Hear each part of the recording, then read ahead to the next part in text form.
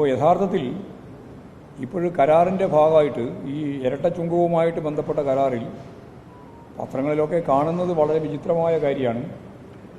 നമ്മുടെ 18% ടാക്സ് നിലനിർത്തിക്കൊണ്ട് നമുക്ക് അങ്ങോട്ട് കയറ്റുമതി ചെയ്യുമ്പോൾ 18% ചുങ്കം അംഗീകരിച്ചുകൊണ്ട് മുമ്പ് 3% ഉണ്ടായിരുന്നു. അതാണ് പിന്നീട് 10 ഇപ്പോൾ 18 ആക്കിയത്. അത് 50 വരെ ചിലതിന് എത്തിച്ചതാണ്.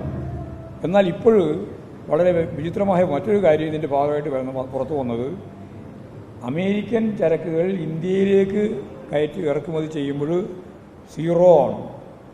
ഒരു ചുങ്കവും ചുമത്താൻ പാടില്ല. നമ്മുടെ ചുങ്കം 18 അവർ നിജപ്പെടുത്തുക, അവരിങ്ങോട്ടേക്ക് ഇവിടെ ഇറക്കുമതി ചെയ്യുമ്പോൾ ആ ഇറക്കുമതിയുടെ ഭാഗമായിട്ട് നമ്മളൊന്നും ഒരു നയാ പൈസ പോലും ചുങ്കം വാങ്ങാൻ പാടില്ല എന്നതിൽ ഒപ്പിട്ടു എന്നാണ്, അല്ലെങ്കിൽ ഒപ്പിടാൻ പോകുന്നു എന്നാണ് കരാറിനെ സംബന്ധിച്ചിടത്തോളം പുറത്തു വന്ന വിവരങ്ങൾ വെച്ച് പറയാനുള്ളത്. ഇതൊരു പ്രധാനപ്പെട്ട കാര്യമാണ്. മറ്റൊരു കാര്യം, മാതൃഭൂമിയുടെ പദ്ധതിയുമായിട്ട് ബന്ധപ്പെട്ട് ഫെസ്റ്റിവലിൻ്റെ ഭാഗമായിട്ട് ചർച്ചയിൽ 3 പാർട്ടിയെ പ്രതിനിധീകരിച്ചുകൊണ്ട് ഞങ്ങൾ 3 ആൾ പങ്കെടുത്തു. CPM-നെ പ്രതിനിധീകരിച്ചുകൊണ്ട് ഞാനായിരുന്നു, BJP-യെ പ്രതിനിധീകരിച്ചുകൊണ്ട് കെ സുരേന്ദ്രനാണ്, അതുപോലെ തന്നെ കോൺഗ്രസിൻ്റെ ഭാഗമായിട്ട് നമുക്കറിയുന്നത് പോലെ സണ്ണി ജോസഫ്. അതിൽ ഒരുപാട് ചർച്ച, ഈ മറ്റത്തൂർ പ്രശ്നമൊക്കെ ചർച്ച ചെയ്ത് വന്ന ഘട്ടത്തിൽ 4 സീറ്റ് കിട്ടിയിട്ട് ഭരിക്കുന്നില്ലേ എന്നാണ് യഥാർത്ഥത്തിൽ ഒരു ചോദ്യമായിട്ട് വന്നത്. അപ്പോൾ UDF ജയിച്ചാലും BJP-ക്ക് ഭരിക്കാനാവും എന്നതിൻ്റെ സാമ്പിളായിട്ട് ചൂണ്ടിക്കാണിക്കുന്നത് മറ്റത്തൂരാണ്. വളരെ ചെറിയ സീറ്റ് കിട്ടിയാലും ഞങ്ങൾക്ക് ഭരിക്കാം എന്ന് പറഞ്ഞാൽ 8 UDF-കാർ BJP-യോടൊപ്പം ചേർന്നു, രാജിവെച്ചിട്ട് കോൺഗ്രസിന് രാജിവെച്ചിട്ട് UDF-ൻ്റെ ഭാഗത്ത് ചേർന്നു. എന്നിട്ട് ഇപ്പോൾ അവിടെ പഞ്ചായത്ത് പ്രസിഡൻറ്റും വൈസ് പ്രസിഡൻറ്റും അവർ തന്നെയായി ഈ പിന്തുണയോടുകൂടി. ഇതാണ് ചൂണ്ടിക്കാണിച്ചത്. അത് ഞാൻ ചൂണ്ടിക്കാണിച്ചതല്ല, സുരേന്ദ്രൻ തന്നെ പറഞ്ഞത് 4 സീറ്റ് കിട്ടി ഭരിക്കുന്നില്ലേ എന്നാണ് മറ്റത്തൂരിൻ്റെ ചോദ്യം, മറുചോദ്യമായിട്ട് ചോദിച്ചത്.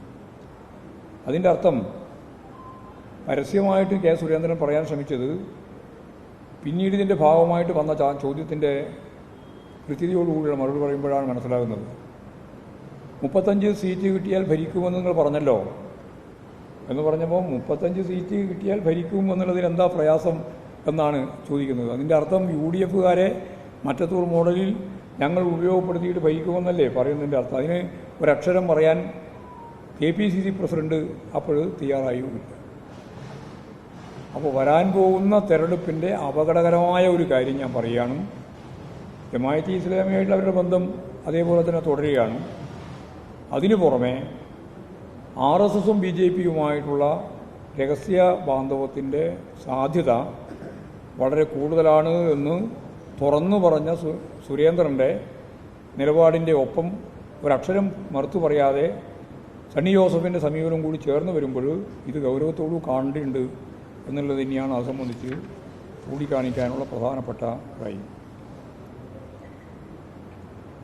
ഇത് മറ്റത്തൂരിൻ്റെ മാത്രാനുഭവമല്ല. തിരുവനന്തപുരം കോർപ്പറേഷൻ്റെ ഭാഗമായിട്ട് 41 മണ്ഡലങ്ങളിൽ BJP ജയിച്ചത് കോൺഗ്രസിൻ്റെ പിന്തുണയോടുകൂടിയാണ്. അവിടെ കോൺഗ്രസ് 3-ാം സ്ഥാനത്തേക്ക് പോയി. 1000-ൽ കുറവ് വോട്ട് മാത്രമേ അവിടെ UDF-ന് ലഭിച്ചുള്ളൂ എന്നുള്ളത് കൂടി കാണുമ്പോഴാണ് നമുക്കിത് മനസ്സിലാക്കാൻ കഴിയുക. അപ്പോൾ ഇതുപോലെ BJP വിവിധ മേഖലയിൽ കോൺഗ്രസിൻ്റെ പിന്തുണയോടുകൂടി പരസ്പരം അധികാരത്തിലേക്ക് വരുന്ന സ്ഥിതി പഞ്ചായത്തിലും പിന്നെ അതിൻ്റെ പ്രത്യേക കമ്മിറ്റികൾ തിരഞ്ഞെടുക്കുമ്പോൾ ആ മേഖലയിലും ഉണ്ടായി എന്ന് നമുക്ക് കാണാൻ കഴിയും.